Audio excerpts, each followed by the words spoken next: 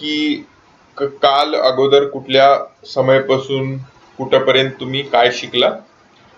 त्याच्यानंतर इथं तुमचं जे विशेषीकरण जे स्पेशलायझेशन आहे ते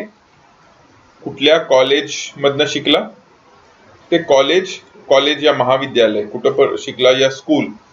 आणि ते कुठं होतं तुमचं कॉलेज या स्कूल, आणि तुम्हाला किती टक्के भेटले, पर्सेंटेज किती भेटलं तुम्हाला. आता तुम्ही माझं बघितलं तर 2014 ते 18 पर्यंत मी बी इन मेकॅनिकल इंजिनिअरिंग माझं स्पेशलायझेशन विशेषीकरण आहे, ते मी कुठनं केलोय, आरवी कॉलेज ऑफ इंजिनिअरिंग मधनं केलोय आणि बेंगळुरू या बँगलोर मधनं केलोय, आणि मला 81% टक्के भेटले.